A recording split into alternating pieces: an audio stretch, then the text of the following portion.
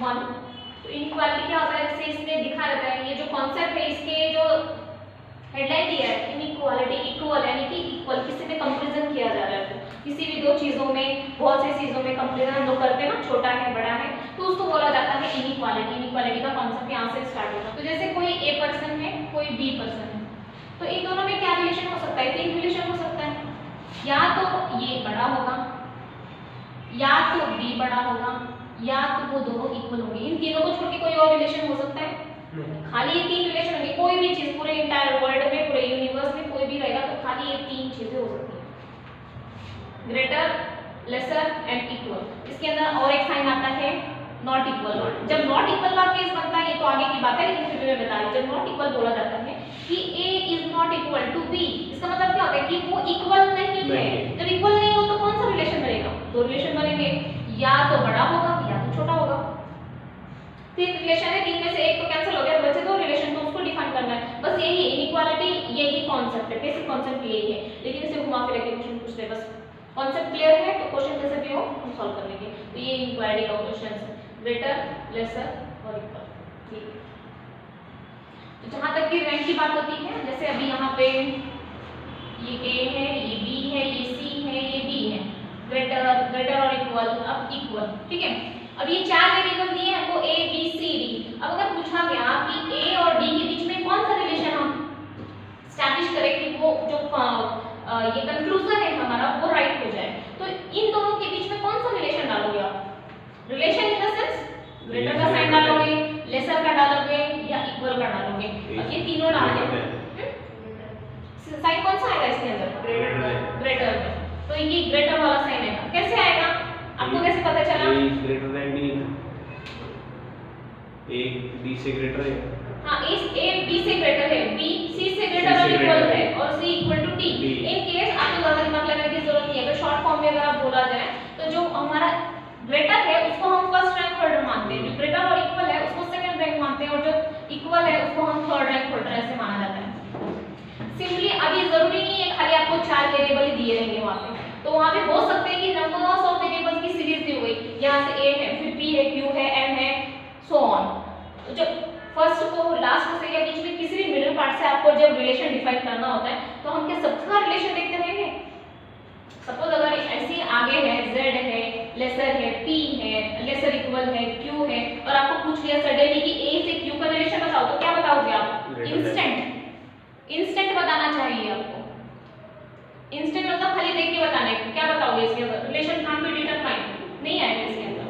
A का Q के साथ में अगर आप रिलेशन बोल रहे हो, अगर मैं बिना देखे मैं यहाँ पे बीच में कुछ भी नहीं लिखूंगी, अगर पूछा जाए कि A और Q का क्या रिलेशन होगा, कैनॉट डिटरमाइन, कैसे होगा? कैनॉट डिटरमाइन कैसे बोला मैंने? अभी कोई न्यू कमर है जिसको प्रैक्टिस नहीं है या फिर जिसको कॉन्सेप्ट क्लियर नहीं है, तो वो देखेगा अरे पहले ग्रेटर है, B का कंपैरिजन करेगा, फिर C का करेगा, D का करेगा, ये हो सकता है जिसको नहीं पता है तो वो ऐसा करेगा। अब जिसको पता है कॉन्सेप्ट वो क्या करेगा? सी यहाँ पे क्या आ गया? ग्रेटर का साइन आ गया, यहाँ पे क्या आ गया? लेसर का साइन आ गया। होता है दो फ्रेंड्स मिल गए हैं और उनका चेहरा एक का तरफ है, एक का इस तरफ है, दोनों के बीच में झगड़ा हो गया, तो रिलेशन है दोनों के बीच में?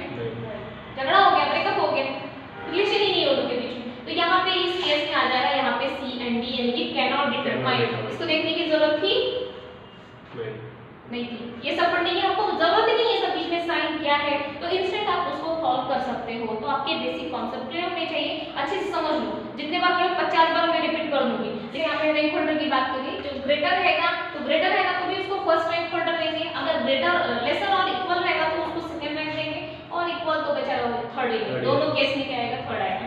ये A वाली पार्टी है, ये B वाली पार्टी है, फक्त हे निशान बघायचं आपल्याला, सिंपल एक अगर रहा तो वो फर्स्ट रैंक होल्डर है, ग्रेटर और इक्वल रहा सेकंड रहेगा, ये थर्ड आएगा। ये लेसर है, इसमें फर्स्ट आएगा, इसमें सेकंड आएगा, इसमें थर्ड आएगा। अगर किसी के बीच में अगर ये भी रिलेशन आता है, ये भी रिलेशन आता है, तो उसके बीच में कांट डिटरमाइन आंसर होगा आपका। ठीक है, यहाँ पे कितने भी हो ऐसे A B C D P Q जितने भी आपको वेरिएबल मिले वो मैटर नहीं करता है, केवल अगर इसका और इसका कंपैरिजन पूछ रहा है, जैसे मैंने यहाँ पे आपको बताया, तो यहाँ पे देखिए ये वाला भी साइन डायरेक्शन अलग है, बीच में झगड़ा हो गया, रिलेशन नहीं डिफाइन कर सकते हम लोग। ठीक है, ये क्या है? अपोजिट साइन है, रिलेशन नहीं डिफाइन होगा। चलो बेटा इसको समझ में आ गया आपको कि 1 है, ये 2 है और ये 3 है। P O O M इतना ही है। तो P और M के बीच में हमको रिलेशन देखने का है। अब इसको हम सिंगल लाइन में अगर देखेंगे, सिंगल लाइन में आपको स्टार्टिंग में आपको सिंगल लाइन में करना है, बाद में हम लोग एक्सपर्ट बन लेंगे, बाद में हम लोग तुरंत ओरली कर लेंगे, लेकिन स्टार्टिंग में आपको प्रैक्टिस नहीं है तो आपको क्या करना है, 1 2 3 वेरिएबल है ना, अलग अलग है नहीं, इन तीनों को मर्ज करना है, एक सिंगल लाइन बनानी है इससे, ठीक है। तो P का रिलेशन जब हम इसको एज इट इज लिखेंगे P इक्वल टू O, अब O कहाँ पर है, यहाँ पर है। अब O तो यहाँ पे मैंने लिख लिया, O के साथ में आपको K का रिलेशन ये भी लिखना है ना, तो O is greater than equal than K, तो मैं O is greater equal than K ऐसा हो जाएगा। देखो ये और ये सेम होना चाहिए, हाँ भले इसकी प्लेसिंग K यहाँ पर है, O सेकंड टाइम है, मतलब उसकी प्लेसिंग अलग है, लेकिन जो रिलेशन है वही होना चाहिए। O is greater equal than K है, यहाँ पे O बड़ा है ना, ठीक है। तो यहाँ पर भी जो मैंने लिखा O is greater equal than K, O यहाँ पे भी बड़ा होना चाहिए। सिंपल ऑफ ध्यान में लिखिए, नहीं तो कंफ्यूज हो जाते हैं कि नहीं O तिकडा आहे मग त्याचा तो निकडा आहे, मग आपण पण असं करू, हाँ थोड़ा सा केयरफुल, क्योंकि स्टार्टिंग में है। और यहाँ पे देखिए K, अब K का M के साथ में रिलेशन करना है, तो K इज ग्रेटर और इक्वल देन M, तो हमने बना ली एक सिंगल लाइन। अब सिंगल लाइन में तो ओरली बना सकते हो, बना सकते हो ना अभी, जैसे मैंने बताया। अब यहाँ पे देखिए ये थर्ड रैंक होल्डर है, ये सेकंड है, ये सेकंड है, प्रायोरिटी किसको दोगे, सेकंड वाले को दोगे। अब यहाँ पे कंक्लूजन हमारा फर्स्ट ये है कि P is greater equal than P, M है, बेचारा P यहाँ पर है, M यहाँ पर है, क्या रिलेशन डिफाइन होगा, पहले सबको देखना है कि रिलेशन हम बना सकते हैं या नहीं। रिलेशन कब बनाएंगे, देखिए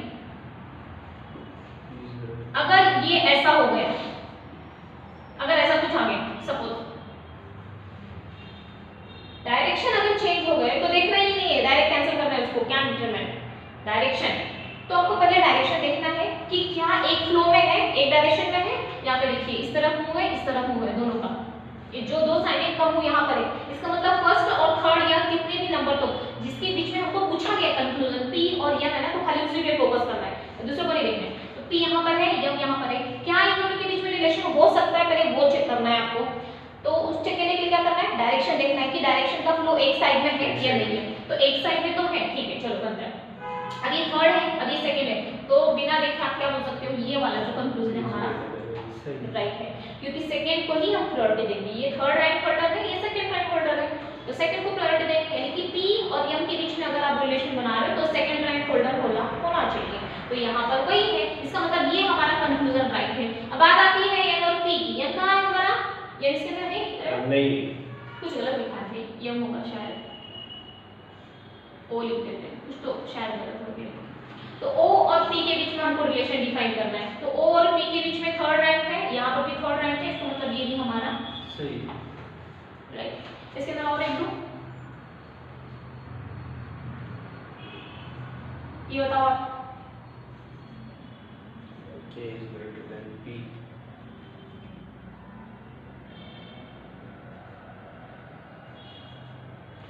इसके अंदर बताओ क्या राइट होगा, क्या सही हो, सही K is greater than P सही है, नहीं फिर के ऊपर नहीं, अरे डियर इसके अंदर जब मैं सब में बोल रही हूँ बिना देखे आप गलत कर सकते हो, कैसे कर सकते हो, सब में मैंने फर्स्ट टाइम फोल्डर को लिया है, रिलेशन किसके साथ में कर रही हूँ मैं, कंक्लूजन में क्या पूछा है आपको, कंक्लूजन में फर्स्ट रैंक फोल्डर दिख रहा है आपको, ये इक्वल तो मैंने बाद में लगाया है ना, मतलब ऐसे दिखाने के लिए किया है, पहले तो यही था ना, जब सब में फर्स्ट रैंक फोल्डर लिखा है, बेचारा यहाँ पे तो फर्स्ट वाला है ही नहीं, तो कैसे सही बोल रहे हो आप, चेक करने की जरूरत है इसको आगे नहीं, खाली देखते ही आप उसको कैंसिल कर सकते हो, गलत है गलत है गलत है। यहाँ पे फर्स्ट रैंक की बात करूँ, मैंने जानबूझ के ऐसा क्वेश्चन दिया है, देख रहे हो यहाँ पे खाली फर्स्ट रैंक फोल्डर है सब में, इसमें तो फर्स्ट वाला है ही नहीं, फिर कैसे बोलोगे उसको, समझ में आया,